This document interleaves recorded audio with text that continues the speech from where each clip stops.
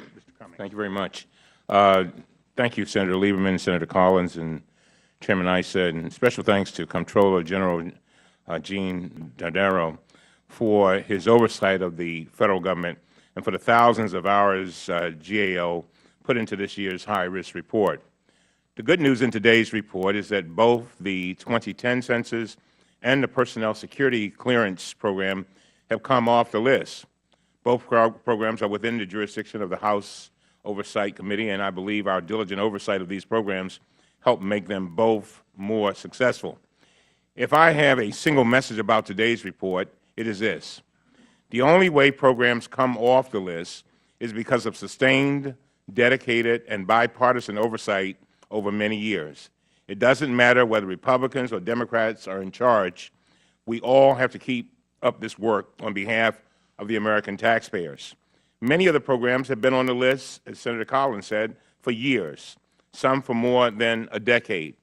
The risks associated with government contracting are of particular concern to me. In 2007, when I became the chairman of the Subcommittee on the Coast Guard and Maritime Transportation, I launched a series of hearings to examine multi-million-dollar contracting failures with the Coast Guard's Deepwater program, under which the service is expending billions of dollars to modernize its ships and aircraft.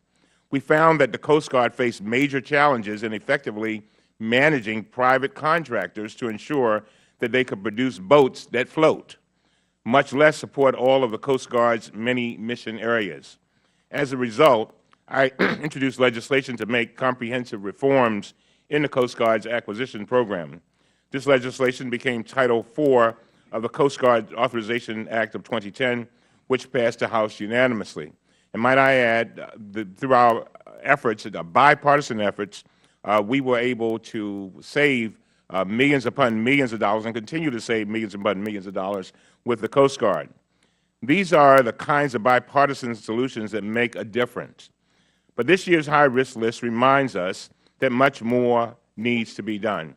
And it also reminds us that we can do better, and we must do better. I agree, for example, that modernizing the financial regulatory system should remain on the high-risk list. 2 years ago, failures in the financial regulatory system led to the greatest recession our country has faced in over 60 years. We can do better. And I also support GAO's addition this year of the Department of Interior's management of federal oil and gas resources. As GAO reports today, the Department of Interior, and I quote, does not have reasonable assurance that it is collecting its share of revenue from oil and gas produced on federal lands, end of quote. Ladies and gentlemen, we can do better. These are issues in our committee, and we will address them and review them, and I look forward to working with Chairman Issa to resolve these issues. But the one thing that we must keep in mind, and Chairman Issa and I agreed, that one of the things that our committee will be doing this year is we will be asking these various agencies, how long is it going to take you to straighten up and do and fly right? And then what we want them to tell us is when they'll be able to do it, and then we bring them back in to the committee and say, have you done it? Because other than that, we'll be year after year, as Senator Collins was saying, year after year doing the same thing. Then 10 years from now, a whole new Congress will be coming in and hearing the same complaints, only they would have gotten worse. And so I applaud the report. It is definitely a roadmap for us, and I want to thank the GAO for an outstanding job.